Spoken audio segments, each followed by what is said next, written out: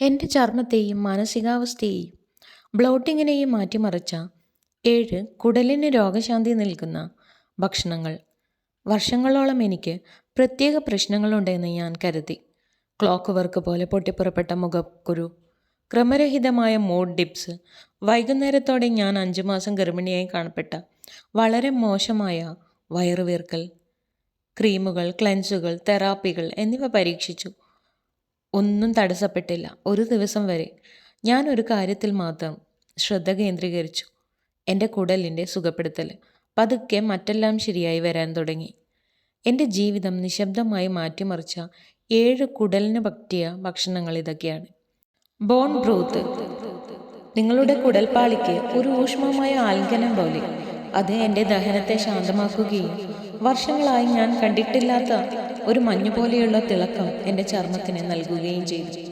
പുളിപ്പിച്ച ഭക്ഷണങ്ങൾ, കിമ്മിയും തൈരും പോലുള്ളവ എൻ്റെ കുടലിനെ ബാക്ടീരിയയെ പുനഃസന്തുലിതമാക്കുകയും ദിവസങ്ങൾക്കുള്ളിൽ എൻ്റെ മാനസികാവസ്ഥയെ വിചിത്രമായി വർദ്ധിപ്പിക്കുകയും ചെയ്തു. പപ്പായ ഒരു സൗമ്യമായ എൻസൈം ബോംബ്.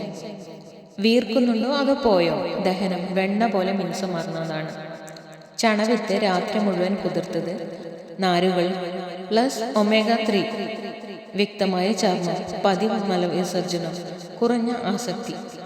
വേവിച്ച പച്ചക്കറികൾ, പ്രത്യേകിച്ച് ചീരയും ഉലുവയും, എൻ്റെ കരളിനും കുടലിനും വിശ്രമം നൽകി. ഊർജം വർദ്ധിപ്പിക്കുകയും മന്ദത കുറയ്ക്കുകയും ചെയ്തു.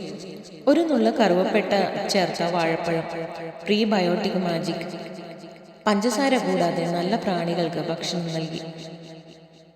ഭക്ഷണത്തിന് ശേഷം ഇഞ്ചി ചായ. ഗ്യാസ് വിടുക, അപ്പോൾ നിങ്ങൾക്ക് സമാധാനം ലഭിക്കും.